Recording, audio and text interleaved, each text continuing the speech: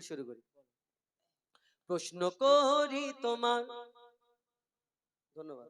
হ্যাঁ এরকম থাক। আর একটু এক চুল একদম 100 করবো কোজি। চলো।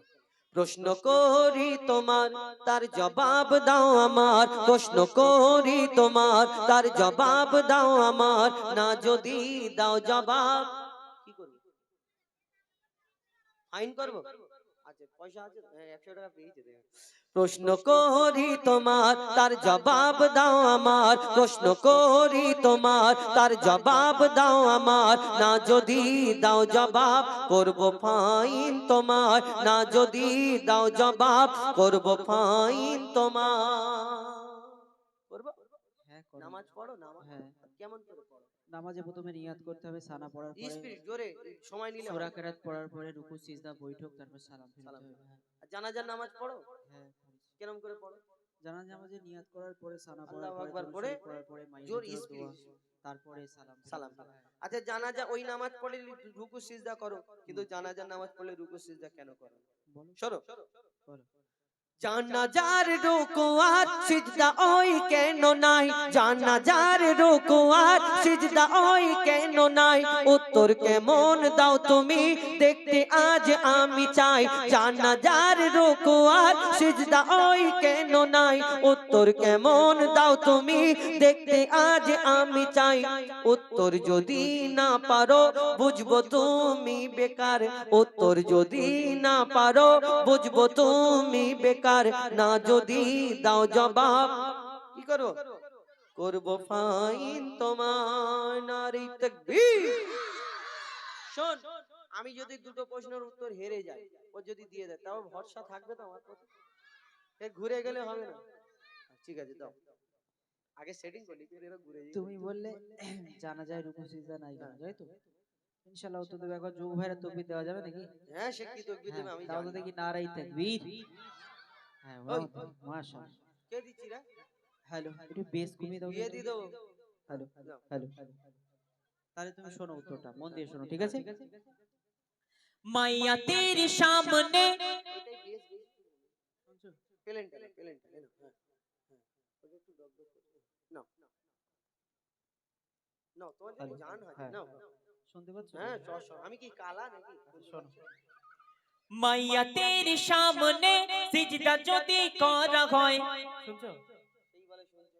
যদি মাইয়াদের সামনে সিজদা করা হয় কি হবে শোনো। বলো। মাইয়া তেরি সামনে সিজদা যদি করা হয়, সেই মাইয়া তেরি সাথে খোদার শিরক হয়ে যায়। কেন? রুকু ও সিজদার আল্লাহ শুধু হকদার। রুকু ও সিজদার আল্লাহ শুধু হকদার। দিলাম জবাব তোমায়, দাও ফাইন ওই এখন টাকায় আমায়। হাত দিচ্ছি এখন, সেই টাকা জিতে যাচ্ছে না, জিতে যাচ্ছে। কমিয়ে দাও একটু এটা। এখন ব্যাপার হলো, তুমি বললে যখন আমরা ইমাম সাহেব নামাজ পড়াই, সামনে কেউ থাকে না, আমরা আল্লাহকে সিজদা করি। জানাজার নামাজের সময় মাইয়াত খাটের উপরে মাইয়াতকে রাখা থাকে, তাহলে ওই মাইয়াতকে উদ্দেশ্য করে আমরা নামাজে দাঁড়াই। তাহলে মাইয়াতের দোয়ার জন্য, মাগফিরাতের দোয়ার জন্য আমরা দোয়া পড়ি। তাহলে ওই সময় সিজদা রুকু করলে, তাহলে সিজদা আর রুকুটা ওই মাইয়াতকে করা হয়ে যাবে। আর সিজদা রুকু আল্লাহ ছাড়া কারোকে সিজদা করা যাবে না। এই শিরিক হয়ে যাবে, আর শিরিক করলে শিরিকের গুনাহ মাফ নেই। একদম ভালো উত্তর দিচ্ছ, মাশাআল্লাহ। ঠিক আছে, আরেকটা প্রশ্ন করব। হ্যাঁ করো না। দম্বা, ছাগল, উট, গরু, ভেড়া খাও? হ্যাঁ খুব খাই। হ্যাঁ, হ্যাঁ কুরবানি করো? হ্যাঁ। শুয়োর? নাউজুবিল্লাহ, কেন? নাউজুবিল্লাহ। শুয়োরের 4টে পা, হ্যাঁ। ওই দুম্বা, ভেড়া, ছাগল, উট, গরু এর 4টে পা। ওর দুটো কান, এর দুটো কান, ওর দুটো চোখ, এর দুটো চোখ, ওর মুখ, জিভ সব একই। আবার শুয়োরের গোশতে 1.5 ইঞ্চি মোটা চর্বি বিক্রি হয়। তাহলে হ্যাঁ, ঠিক বলেছি তো? শোনো, হারাম। হ্যাঁ বলো। হারাম। হ্যাঁ আমি প্রশ্ন করি, শোনো। বলো। দুম্বা, ছাগল, উট, গরু ধর্মে হালাল জানি। দুম্বা, ছাগল, উট, গরু ধর্মে হালাল জানি। শুকর কেন হয় হারাম, তার জবাব দাও তুমি। দুম্বা, ছাগল, উট, গরু ধর্মে হালাল জানি। শুকর কেন হয় হারাম, তার জবাব দাও তুমি। সময় দিলাম 2 মিনিট, তার বেশি আর তো নয়। সময় দিলাম 2 মিনিট, তার বেশি আর তো নয়। না যদি দাও জবাব, করব ডবল ফাইন তোমার। একটা জিতে আছে, ডবল ফাইন কি করে হবে? একটা পাবো। মোটামুটি তুমি বললে যে দুম্বা, ছাগল, উট, গরু এগুলো ইসলামে জায়েজ, হ্যাঁ। শুকর হারাম কেন? শুনবে তো? হ্যাঁ। একবার তাকবীর দাও তো, নারায়ে তাকবীর। ওই ওরাও বুঝতে পারছে যে আমি জিতে তুই যাবো। ওইদিকে সরে যা, যারা তোকে দিয়ে ওইদিকে যা। আচ্ছা হ্যাঁ তাহলে বলো। শোনো, তুমি মন হ্যাঁ দিয়ে শোনো, ঠিক আছে? হ্যাঁ আবার বলো। পরে বলবে না যে মন দিয়ে কি আমাকে কি কালা মনে হচ্ছে? আচ্ছা শোনো। খালি শুনছো শুনছো করছো। শুকর হলো প্রাণঘাতী সব রোগের ভান্ডার। শুনছো? সেই আচ্ছা শোনো। শুকর হলো প্রাণঘাতী সব রোগের ভান্ডার। শুকরের গোশতে তৈরি হয় ক্যান্সার। রাসূল পাক সাল্লাল্লাহু আলাইহি ওয়াসাল্লাম বললেন, যেটা খেলে উম্মতে মুহাম্মাদির ক্ষতি হবে সেটা হারাম। শোনো। বলো। শুকর হলো প্রাণঘাতী সব রোগের ভান্ডার। শুকরের গোশতে তৈরি হয় ক্যান্সার। চরিত্রহীন এই পশু এর জোড়া নাই গো আর। চরিত্রহীন এই পশু এর জোড়া নাই গো আর। দিলাম জবাব তোমায়, দাও ডবল ফাইন আমার। নারায়ে তাকবীর। হ্যাঁ, ঠিক ঠিক আছে, আছে, ঠিক আছে। তকবীর দাও, আল্লাহু আকবার বলছো বলো। এখন তুমি উত্তর দিলে হ্যাঁ। যে শুকরের গোশে আমার দয়ার নবী যেইগুলো হারাম বলে গেছেন, কেন? যেই জিনিসগুলো উম্মাতে মুহাম্মাদির জন্য ক্ষতি, এই শুয়োরের গোশ খেলে মানুষের ক্যান্সার হওয়ার 100তে 100% সম্ভাবনা আছে। একদম। যেমন মদ খেলে লিভারের ক্ষতি হবে, আমার দয়ার নবী বলেছেন মদকে হারাম। এই শুয়োরের গোশেতে আমাদের ক্ষতি, তাই আমার দয়ার নবী বলেছে। আর আমরা নবী মোহাম্মদ মুস্তাফা সাল্লাল্লাহু আলাইহি সাল্লামকে জানারা মানি, তানার গোলাম, তানাকে জানারা ভালোবাসি, তানার সব কথাকে আমরা বিশ্বাস করি, ইয়াকিন করি আর মেনে চলি, তাই তো? তাই আমরা হারাম মানি। ভালো। আর উত্তর কিছু আছে? দিয়েছি, উত্তর হ্যাঁ ঠিক দিয়েছি। উত্তর দিন। আচ্ছা ঠিক আছে। আর কিছু আছে? কিছু আছে বলতে, এবার আমি তোমাকে দুটো একটা প্রশ্ন করব। কটা? দুটো। দুটো প্রশ্ন যদি হ্যাঁ। আমি উত্তর দিতে পারি? উত্তর দিতে পারলে আমি হার স্বীকার করে নেব। ঠিক আছে, ঠিক আছে। চলো প্রশ্ন করো। প্রশ্ন শুনবে মন দিয়ে, ঠিক আছে? হ্যাঁ। হুম। মরা মাছ ইসলামে খাওয়া যে নয় হারাম। মরা মাছ ইসলামে খাওয়া হারাম? ওই জন্য বারবার বলি শুনবে, ভালো করে শুনতে হবে। আমি বললাম নয় হারাম। ও তাই বলি।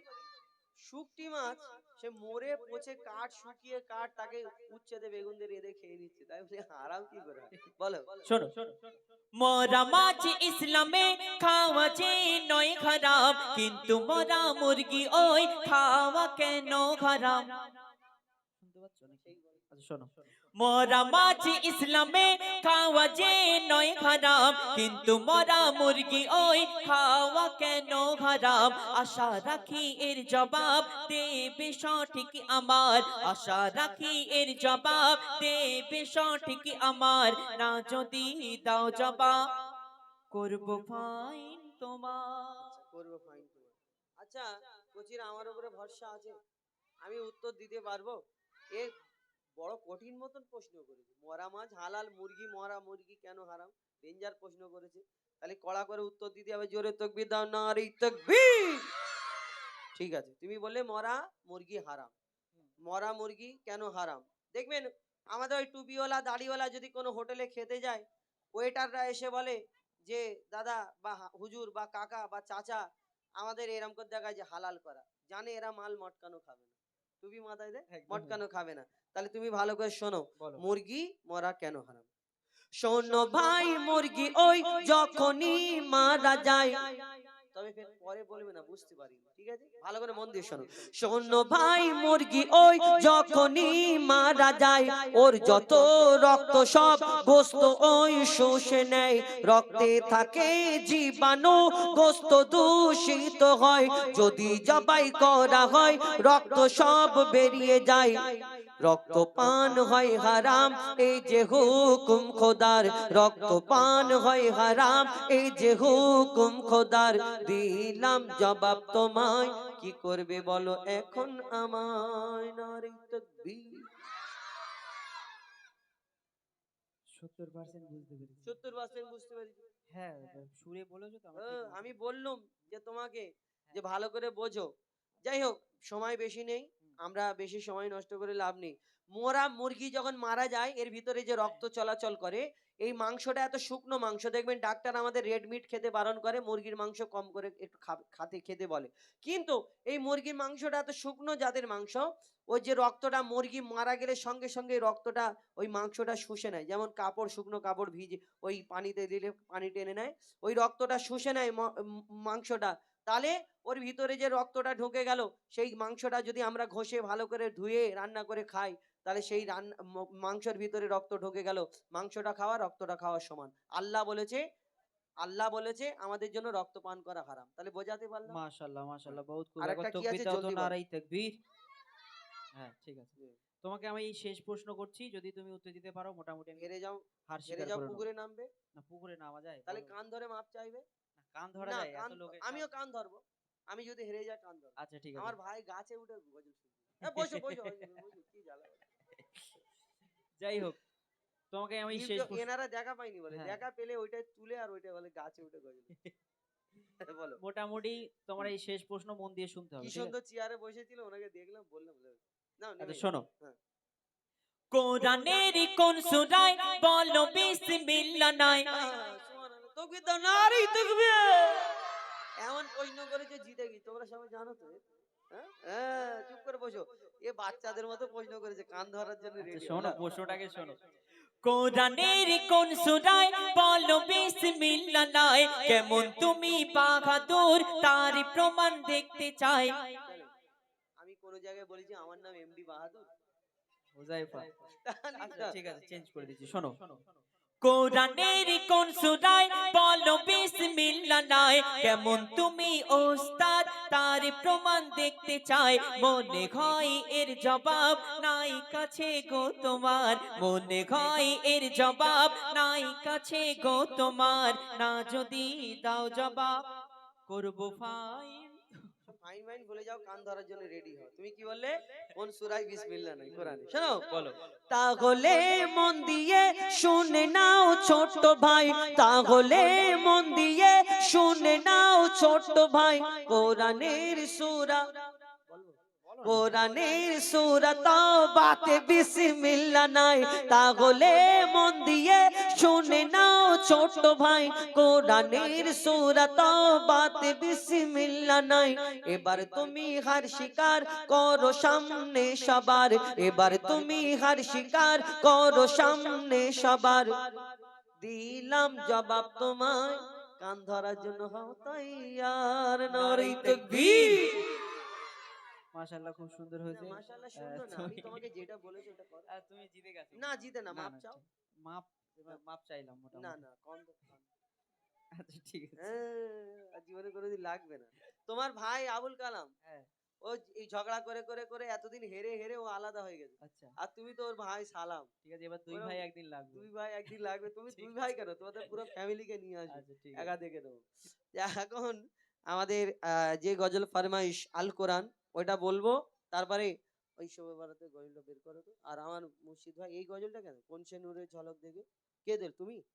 যা। এর ভাই আবু সালামকে নিয়ে চলে এসেছে। এই দেখো আবুল কালামের ভাই, আবুল কালামের চুলটা এরকম ছিল না, দেখো। হ্যাঁ, এ মোটা মতো ছিল না। এর নাকটা দেখো, এরকম নাক খাড়া আবুল কালাম, টিয়া পাখির মতো নাক।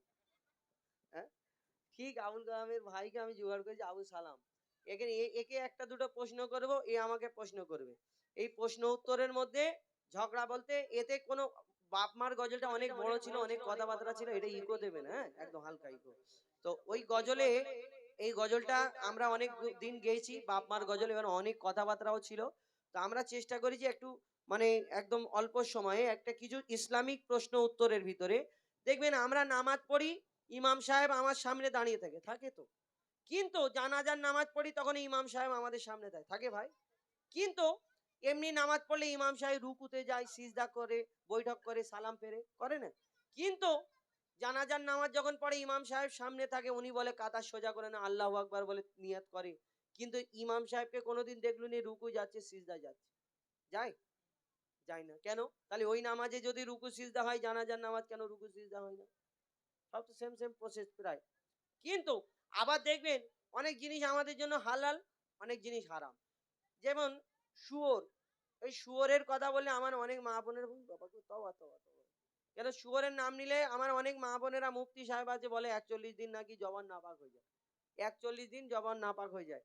কিন্তু এই যে 41 দিন বলছেন, এই শুয়োরের নাম কোরআনে এসছে। তাহলে যদি ওই রকম ভাবেন, তাহলে ওই জায়গাটাই ঠিক, কোরআনে ওই জায়গাটায় এসে আস্তে আস্তে পুকুরের ধারে চলে যাবেন, গিয়ে ওইটা নামটা বলার পরে লা হাওলা ওয়ালা কুওয়াতা বলে পুকুরে ঝাঁপ দিয়ে আবার অজু করে বিসমিল্লাহির রহমানির রহিম, না, শুয়োর আমাদের জন্য হারাম, কিন্তু আবার দম্বা, ছাগল, উট, গরু এই একই রকম চারটে পা, দুটো চোখ, দুটো কান, একই রকম দেখতে, কিন্তু শুয়োর হারাম, এইগুলো হালাল কেন? এরকম কিছু প্রশ্ন আছে, এই প্রশ্ন উত্তরের গজল, তবে একটু মন দিয়ে শুনবেন, একটু সময় লাগবে, তবে বুঝতে হবে, তবে আমরা তুলে ধরবো আপনাদের ফায়দার জন্য। জোরে তকবীর দাও, নারে তাকবীর।